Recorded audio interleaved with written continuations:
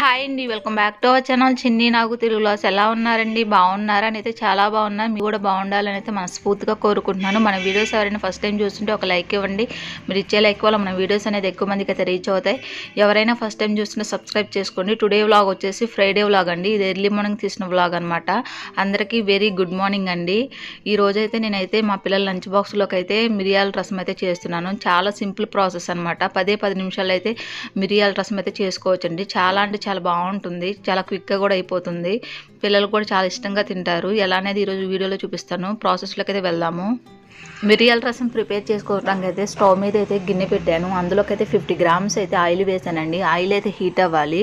ఇక్కడ ఆయిల్ అయితే హీట్ అయిందండి. అందులోకి అయితే ఎండుమిరపకాయ ముక్కలు అయితే వేసుకున్నాను. అవి అయితే మంచిగా వేపుకోవాలి. అవి వేగిన తర్వాత అందులోకి అయితే తాలింపు దినుసులు అయితే వేసుకోవాలండి. నేనైతే తాలింపు దినుసులు అయితే వేస్తున్నాను. వేసిన తర్వాత అందులోకి కొంచెం జీలకర్ర కూడా యాడ్ చేసుకోవాలి. ఇక్కడైతే జీలకర్ర కూడా వేస్తున్నాను. జీలకర్ర వేసుకున్న తర్వాత అన్నీ మంచిగా వేపుకోవాలండి. మంచిగా వేపుకుంటేనే మనకి మిరియాల రసం టేస్ట్ బాగుంటుంది. నేను చేసే మిరియాల రసం అంటే మా బావకు చాలా ఇష్టం అండి. తన కోసం అయితే ఎక్కువగా మిరియాల రసం అయితే చేస్తూ ఉంటాను. ఇంకా నేను మిరియాల రసం చేశానంటే మా బావకి కర్రీతో పని ఉండదు అనమాట. ఆ డే అంతా ఇంకా మిరియాల రసంతో తినేస్తారు. అంత ఇష్టంగా తింటారనమాట. ఇక్కడైతే మనకైతే దినుసులు అయితే వేగినాయండి. అందులోకి అయితే సన్నగా కట్ చేసిన ఆనియన్ ముక్కలు అయితే వేసుకుందాము. అలాగే పచ్చిమిరపకాయ ముక్కలు కూడా యాడ్ చేసుకుందాము. అవి వేసుకుని మంచిగా వేపుకోవాలండి. ఇక్కడైతే నేను వేసుకుంటున్నాను. వేసుకున్న తర్వాత మంచిగా వేపుకుంటాను. నేను మిరియాల రసం చేశానంటే ఆ రోజు ఒక ముద్ద ఎక్కువ ఎక్స్ట్రానే తింటారండి. అంత బాగుంటుంది. మా పిల్లలకైతే చాలా ఇష్టం అనమాట. మా పిల్లలు కూడా ఆ రోజు మిరియాల రసం చేశానంటే పండగే అనమాట. చాలా ఇష్టంగా తింటారు. ఇంకా వాళ్ళకి కూడా కర్రీతో పని ఉండదు అనమాట. మిరియాల రసం అయితే ఇంకా మా బావకని మా పిల్లలకైతే చాలా ఇష్టంగా తింటారు. అందులోకైతే పావు స్పూన్ అయితే పసుపు అయితే యాడ్ చేశాను. పసుపు యాడ్ చేసిన తర్వాత అందులోకి రుచికి తగినంత సాల్ట్ అయితే యాడ్ చేసుకుందాము. సాల్ట్ వేయటం వల్ల అయితే మనకి ఆనియన్ ముక్కలు అనేది త్వరగా మగ్గుతాయండి. ఇక్కడైతే నేనైతే సాల్ట్ అయితే యాడ్ చేస్తున్నాను. సాల్ట్ వేసుకొని మంచిగా ఉల్లిపాయ ముక్కలు అయితే వేపుకుంటాను. వేగిన తర్వాత అయితే మనమైతే టమాటా పేస్ట్ అయితే వేసుకుందాము. వేడి వేడి అన్నంలో మిరియాల రసం వేసుకొని నంచుకోవడానికి అయితే ఎగ్ ఆమ్లెట్ అయితే వేసుకొని తినండి. టేస్ట్ అయితే సూపర్ అంటే సూపర్ ఉంటుంది. ఆ కాంబినేషన్లో మీరు ట్రై చేయండి. తిని మీరే సూపర్ అంటారు. అంత బాగుంటుంది.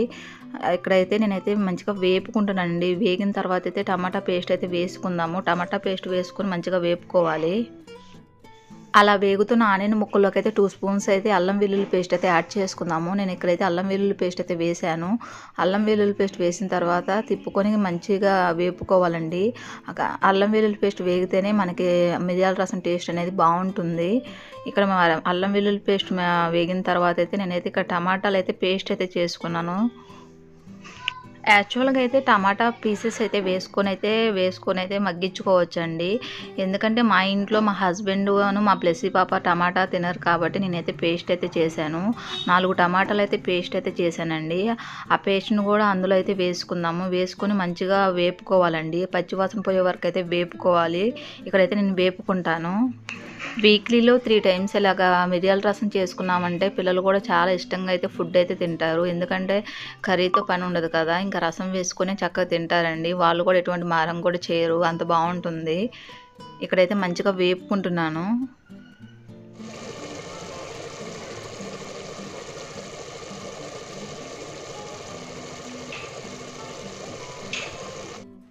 మనం వేసిన టమాటా పేస్ట్ అయితే మంచిగా ఫ్రై అయిందండి. అందులోకి అయితే వాటర్ అయితే యాడ్ చేసుకుందాము. మనకు రసానికి కావాల్సినంత వాటర్ అయితే మనం యాడ్ చేసుకుందాము. ఇక్కడైతే నేను వాటర్ యాడ్ చేసుకుంటున్నాను. నాకు కావాల్సినంత అయితే వాటర్ అయితే పోసుకుంటున్నానండి. వాటర్ పోసుకున్న తర్వాత మంచిగా మరగనివ్వాలి. అందులోకి వాటర్ యాడ్ చేసిన తర్వాత అందులోకి అయితే పెద్ద నిమ్మకాయ సైజ్ అంత అయితే చింతపండు అయితే యాడ్ చేసుకోవాలండి. ఇక్కడైతే నేను చింతపండు అయితే వేసాను.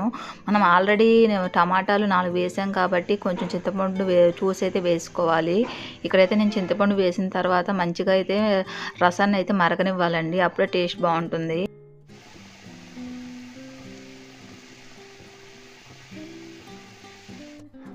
అలా మరుగుతున్న రసంలోకి అయితే 2 స్పూన్స్ అయితే నేనైతే రసం పౌడర్ అయితే యాడ్ చేస్తున్నాను. ఇక్కడైతే నేను రసం పౌడర్ వేసుకొని మంచిగా మరగనిస్తాను. రసం పౌడర్ వేసిన తర్వాత మిరియాల పొడి కూడా యాడ్ చేసుకుందాము.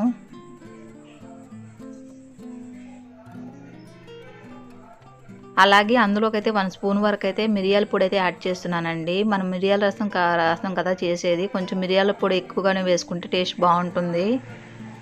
అలా మరుగుతున్న రసంలోకి అయితే చిటికెడైతే మనమైతే బెల్లం అయితే యాడ్ చేసుకుందాము. బెల్లం వేసుకోవడం వల్ల మనకు మిరియాల రసం టేస్ట్ అనేది డబుల్ అవుతుందండి. టేస్ట్ అనేది సూపర్ అంటే సూపర్గా ఉంటుంది.